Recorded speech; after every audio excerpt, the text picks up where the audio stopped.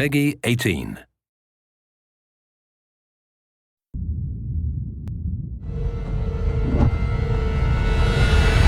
Over the last few months, we've followed the very talented Tomb Raider team through some of the most ambitious and innovative game development the industry has ever seen.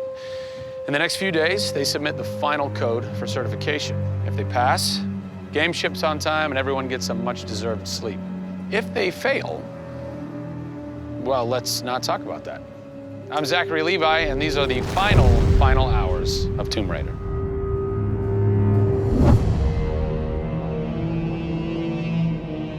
We've been around for 20 years at this point. Oh, wow. In this industry, that's crazy. Yeah. 20 years of games, and many times we've almost not made it, right? Through generation transitions, or we've had ups and downs in terms of games being released.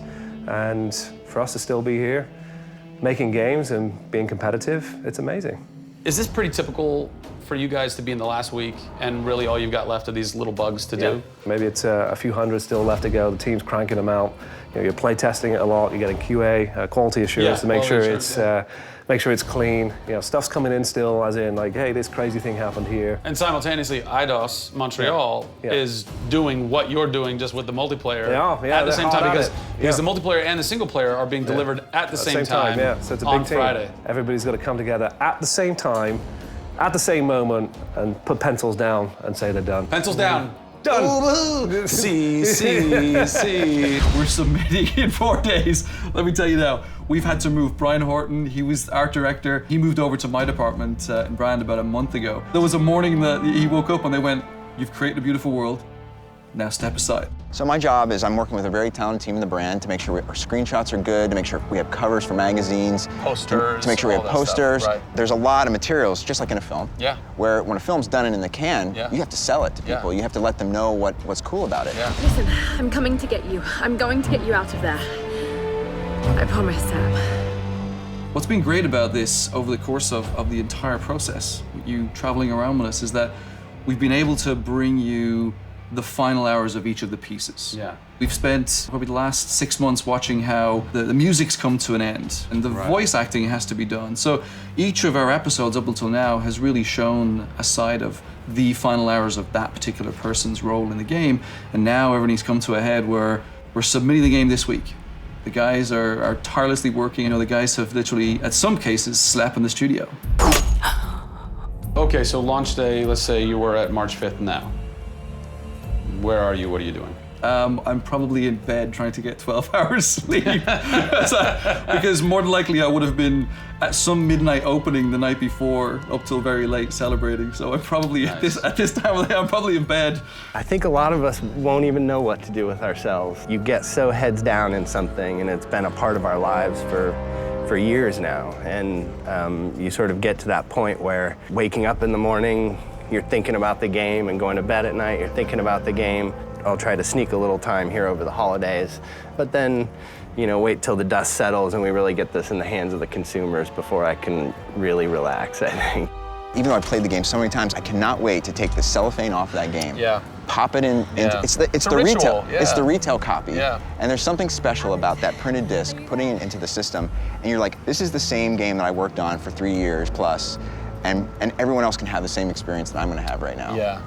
Of all the taglines, whether they're actual dialogue in the game or marketing lines or whatever, something that would sum up your experience over the last 4 years is a survivor is born. Yeah. A survivor is born in you, a survivor is born in Crystal Dynamics. Yeah. We just wanted to be known as doing top-tier work. There's games I look at and say, I wish I worked on that game. Yeah. Right? Yeah. And I wanted Crystal to be that. And I think that with this one, we're going to do it. Yeah, anybody can make an explosion look beautiful and make a world look phenomenal, but we now move into a period of time where it's about having a connection with something which is much deeper than just saying I have a controller in my hand and I'm guiding a character around and fighting or solving puzzles. There's a depth in the story that we're trying to tell, which hopefully for us is going to be able to set that structure for the future. Hopefully we've taken the risk and we've been shouting so loud about this that we're actually carving what should be done. No! Oh, don't do this to me, you northern bastard. Are you excited? You nervous? I'm both excited and nervous. You know, because we've been masters of our own destiny up until this point, and now we're going to continue that right through to launch. And what's great is that from the very first presentation I gave with Daryl about here's the vision of the game, all the way through to the very first game sitting on a shelf on March 5th, we've been there for the ride. We've been on that journey. And then all of a sudden you reach March 5th and you're no longer there's in charge. Millions of copies of your game out there, and they're in people's hands. And you're thinking, like, how are they playing it? Are they having fun? What are they saying? What are they going to do? As soon as they put the controller down, what's the next thing for them? Do they want to tell people? What do you want their response to be?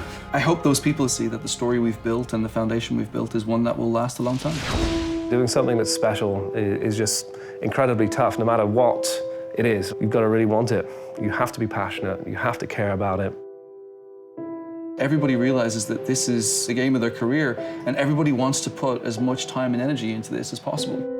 We have a studio full of passionate people who have put their lives into making this thing happen.